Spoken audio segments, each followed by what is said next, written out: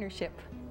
Over the past 30 years since I came to Wartburg in 1979, we as a society and we as a church body have come so far, further than most men or women could have imagined. We see women and men together co-anchoring at a news desk, women as CEOs of businesses, women as presidents of colleges and seminaries, and more equal numbers of women and men in most fields. So much so that today some people worry because the percentage of men going to college is down. But let me be clear, the goal for women is not to replace men, but to be in partnership with them, not to beat them, but to share power. As the years went by, there were other opportunities for myself as well. I won't use the passive opportunities opened up. Rather, people opened doors. First women themselves, and then courageous, bold women and men who had vision.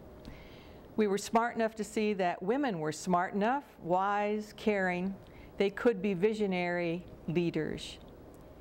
So it's not surprising that inquiries came as to my interest in being a candidate for dean of a seminary, president of a seminary or church colleges or other institutions. My staying at Wartburg was not a default position. I did consider those other offers, but my love was classroom teaching. I would teach through the years and continuing, I hope, a long time into the future. Teaching required courses, educational ministry for second-year students and church administration for senior students, and courses in community and women and men, leaders in mission, church conflict, youth ministry, adult ministry. Areas often focused on my central interest in ministry and daily life, civil religion, church and state. I worked with MA students and focused lately with diaconal ministry formation.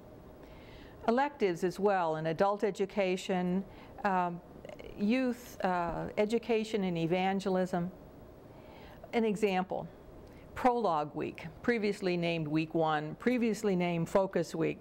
But through the years, even though the names changed, the course didn't really change that much. In fact, two of us faculty members dreamed it up in the back of a car while our faculty was driving to a Pan-Lutheran seminary meeting. We had a good idea that the first week of the semester, rather than starting with courses, would be focused. Each class meeting together with professors in that area. And from the very first, I and some of my colleagues, particularly in the ministry division, worked with seniors returning from internship. The pattern has been the same all these years. Students write reports from their ministry in internship, and we do those. We inductively talk about them, not just what's good or bad about them, but we think about theology inductively, constructive theology, integrating their disciplines together with the ministry that they have been engaged in by the power of the Spirit. The week would be primarily doing the work of theology from the other direction based on ministry, but the week would be interspersed with plenary sessions because the professors are our colleagues as well, sharing their own ongoing research and having a session where students just ask questions on anything they want to ask about. At the end of the week, we are always just very tired, or as my mother would say, a good tired. It was the same joy that I'd felt in teaching in the RSV room at Yale Divinity School years ago, and now I could do it every day. There were other courses as well, and as I grew and matured, issues in the church and society changed. But the general themes were still there. Connecting faith and daily life, building community in the congregation and in the parish neighborhood and in the global community, shared ministry, power and partnership, shared power, multiple methods of teaching, and how we teach teaches as powerfully as what we teach. Setting trustworthy learning environments for us to be different together. Issues of systemic injustice, racism, sexism, classism.